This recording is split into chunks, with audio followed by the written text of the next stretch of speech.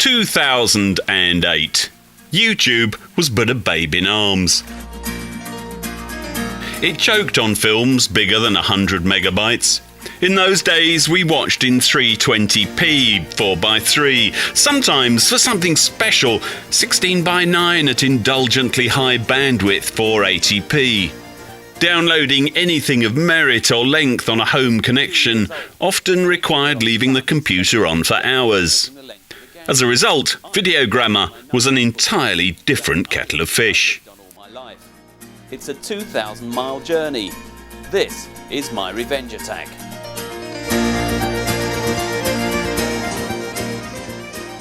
At the time, I was a jobbing TV cameraman and radio hack. I'd just turned 52, a difficult age for any man. My son had sold his top-spec racing laser to fund his gap-year backpacking adventure down the Ganges. So I decided to have an intermittent adventure of my own and found myself driving down to the Isle of Wight to spend £2,200 on a 45-year-old 18-foot mirror offshore. Separate heads, triple keel, diesel inboard, easily droppable rig and a tougher, uglier little boat would be hard to imagine. A nice entry, but once you get down, great big, thick box keel and these two little stub keels on the side. Hopefully it'll give me some directional stability, but... My plan was to sail around this small island, one bit at a time, dumping the boat whenever and wherever I ran out of holidays, weather or money. I needed a boat that could survive a winter on a drying mooring, that could withstand being clonked against pontoons, posts, rocks, seabeds, buoys, and occasionally being bashed by other much larger vessels. I also wanted it to look like the last vessel the local tea leaves would ever bother breaking into. The Slug was perfect in almost every regard.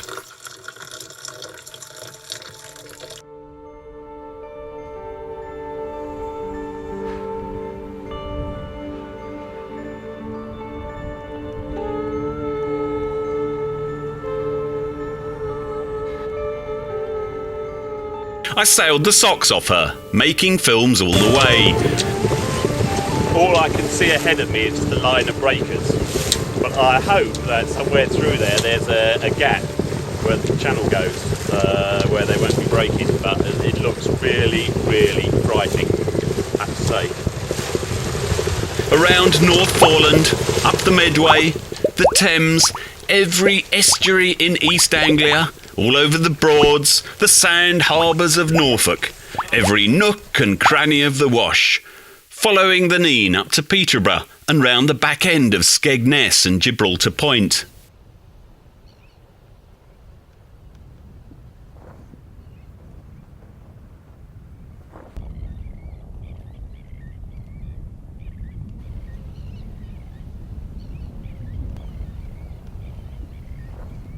I think I'm being stalked by a seal.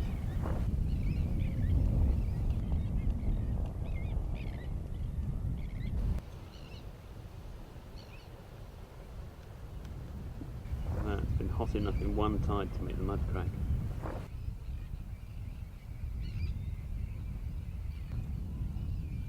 After 5 years, that sweetly singing yet often temperamental swine of a single-cylinder Volvo engine showed its age and started being an unreliable pig. Jemmy's, see if I can fix the engine. Jemmy's to fix an engine, that's outrageous. So, here we are. Cockpit full of tools again. No spares, you see, for the 50-year-old lump, so I sold the Slug for $1,500 and bought KTL Hunter Minstrel, 22-foot, separate heads, eminently droppable gunter rig, twin stub keels, a centre plate, canoe stern, lifting rudder, noisy outboard in a well. She would sail in 13 inches and could drift over the top of any trap any fisherman anywhere in the world would like to set for us itinerant shore-hugging yachtsmen.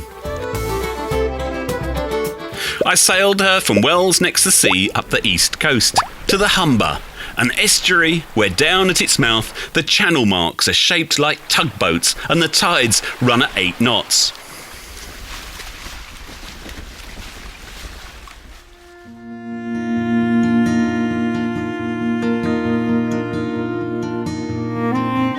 I spent an autumn, a winter and a spring deep penetrating the navigable entirety of this massive Humber system, all the way to the Viking capital of York.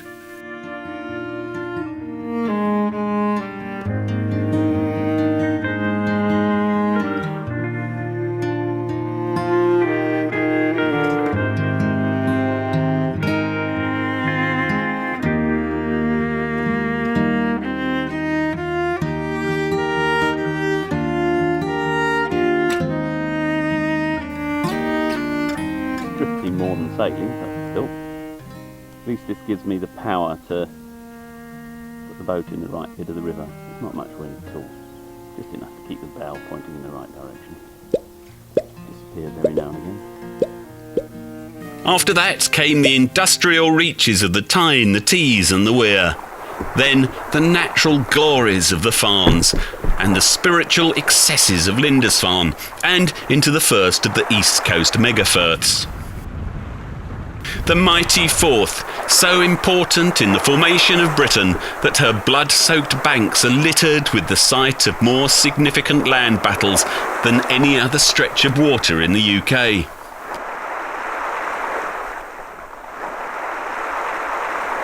Then I ran out of time and money, so Katie was encased in plastic and dumped in the care of an Edinburgh friend. I started looking for a yacht with full standing headroom and stout enough for the rough stuff I expected to encounter when going over the top. I acquired Harmony, a westerly centaur, separate heads, twin keels, diesel inboard. She was destined for the scrapper, but her owner offered her to me for £1 to save her.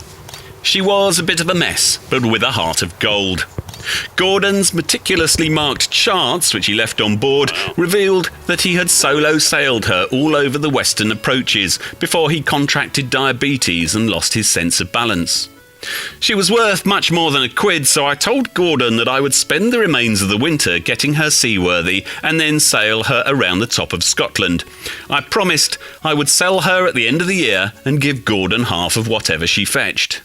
It took 3 months of solid fettling and a shed load of money and a ton of excellent advice from the web. I had 6 weeks to get her ready for the craning, and the weather that winter was pretty awful.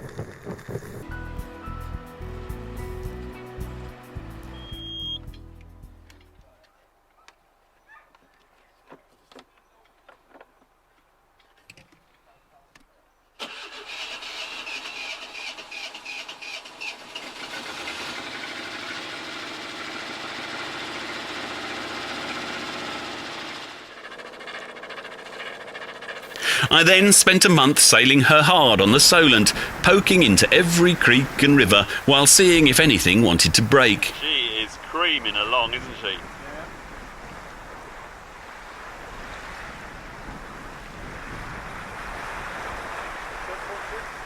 So you want to go fairly close to these poles. Right.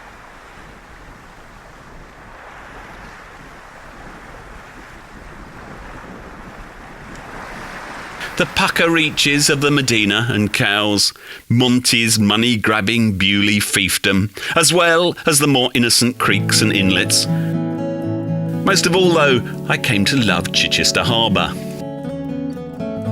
which feels like a slice of the East Coast which has been surreptitiously inserted in among the frenetic yachting waters of the Solent. On an early spring midweek manky sort of day when the tide is low, Chichester Harbour is a place of quiet contemplation, where thousands of birds choose to live.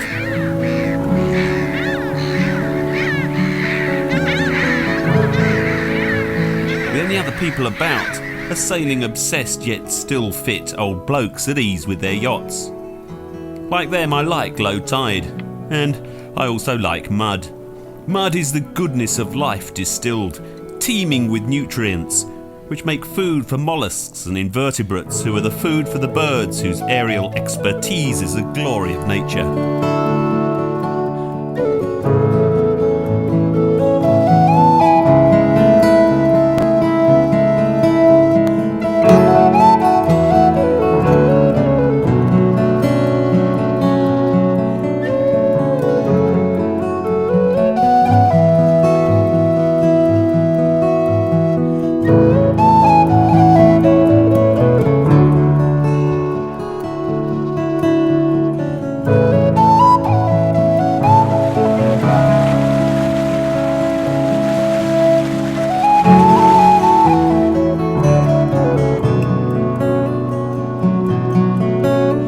Occasionally, towards the end of one of these 50,000 shades of grey sort of days, the sun will suddenly break through and bathe everything in its power, magnified 1,000-fold by the former monotones of the landscape before it arrived.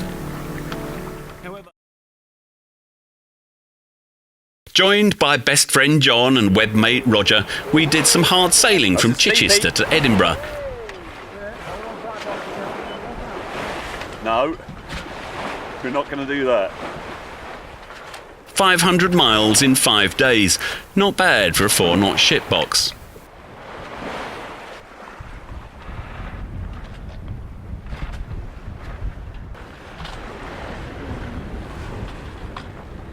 John and Rog went home by bus and Jill arrived with young people to help sail her up the east coast of Scotland.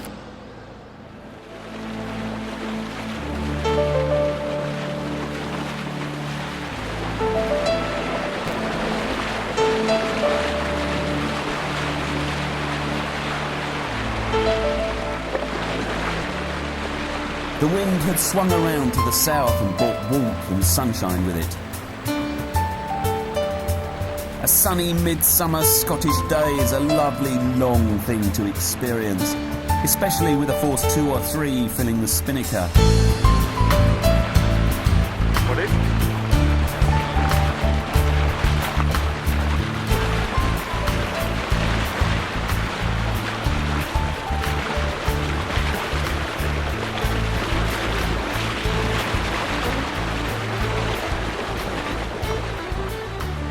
Love watching the invisible physics of sailing, to feel the presence of the wind and the way this gracefully clever 4-ton contrivance of plastic and aluminium can turn moving air into forward motion. I'm amazed that others do not gaze in awe at such a miraculous machine. But the summer was ebbing, so in our rush to get to Orkney and Shetland, we all but skipped the Forth, the Tay and the Murray, the mega Firths of the east.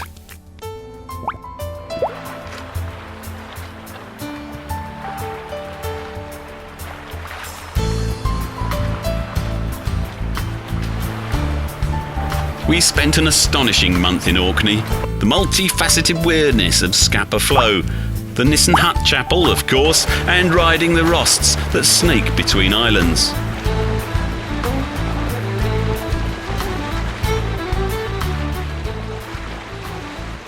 I started to play with the Rost, feeling the power of the tiller, but with the wind in the sails I could choose where to face the rolling mass of water. Lovely.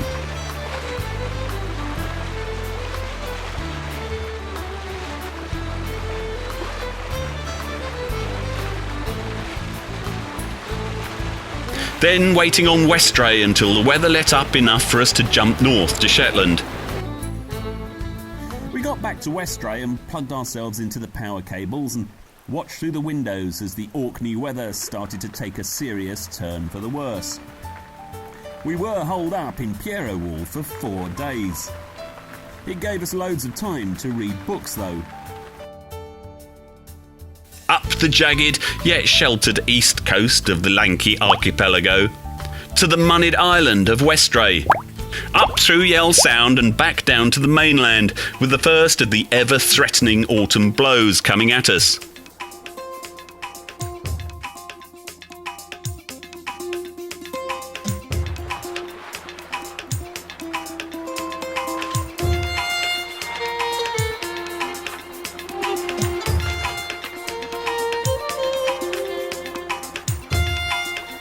I realised that year that sailing around the top of Scotland that I'd missed more of this fabulous, entrancing, formidable, beautiful, dramatic, inspiring country than I had seen. I had hardly set foot on any of the islands of the West. I needed another centaur. So while saving up for one, I kept myself busy by unwrapping Katie from her plastic cocoon in Edinburgh and sailing her around all the East Coast bits I'd whizzed past the previous summer. 3 mighty firths that snake their way 70 miles inland, deep into the mountains. Ideal sailing territory for my bottom-skimming hunter Minstrel with her 13-inch draft. I took her up the Forth, past Bannockburn all the way to Stirling Bridge.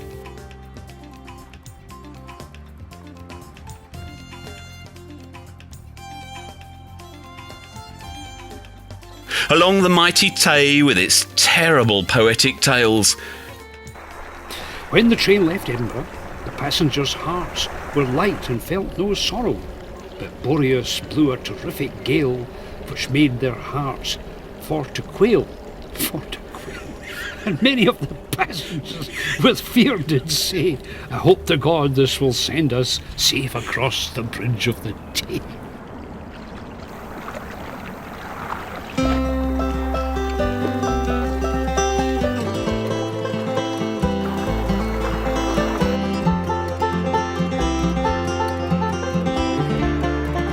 And finally to the jewel of the East Coast, the Murray.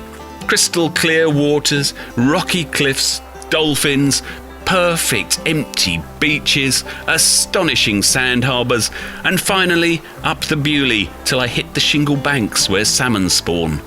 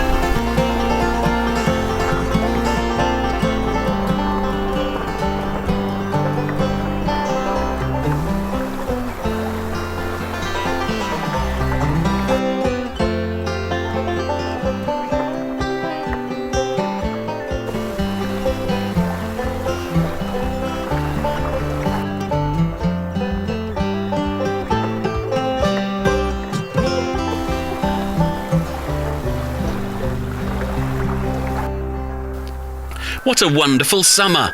Well, it was at times, because Scotland can be a wet, windy and miserable place for those seeking to live inside small boats.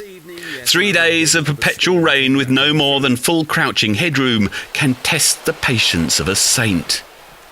I am no saint. But by the time it arrived, I was safely inside the harbour, tightly tied to a pontoon, and for much of the night hard aground, which is easily the best place to be when sitting out a Scottish gale. I don't think it's going to last long.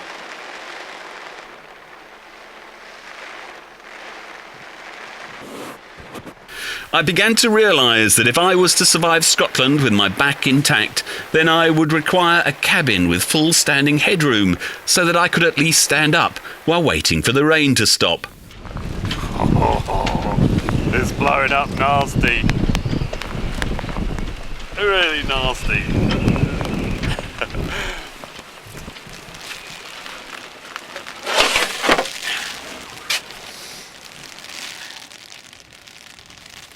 It's a stinky old night.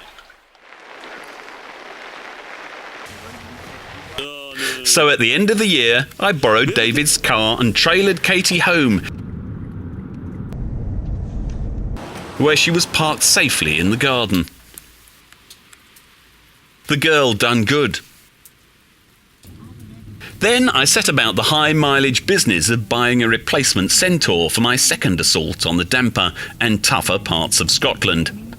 I'd never borrow money to buy either a car or a boat, and if I end up buying a pig in a poke, then I can lick my wounds, flog it at a loss and start again. So I approach the problem of buying old boats the same way I do old cars. Pick something as common as muck, so there are lots to choose from and lots of spares around. Generally ignore dings, dents and scratches. They're of little consequence. Watch out for overlong cracks though. With Centaurs, check to make sure the keel stubs have been strengthened. They nearly all have, and the bolts are not oozing rust. Dampness though is often just condensation. I seldom make money on boats. I'm hard on them, you see. I sail them too long, too far from home, and I abandon them for weeks on end. I'm a heartless bastard when it comes to looking after them. But they're only bits of plastic. Boat surveys and vehicle inspection reports will only tell you what you can see with your own eyes, and when it comes to engines, hear with your own ears. Listening to it starting from cold tells you most of what you want to know.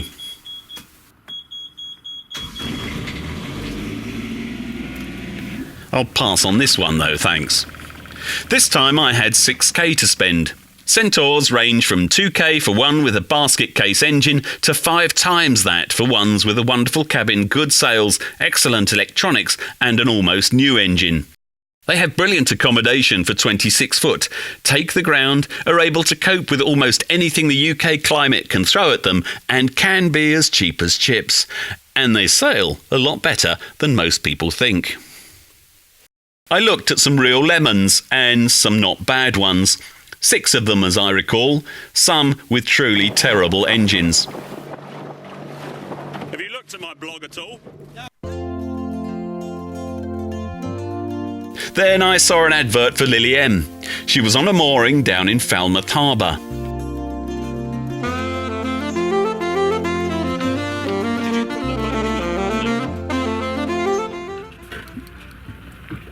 I'm with you.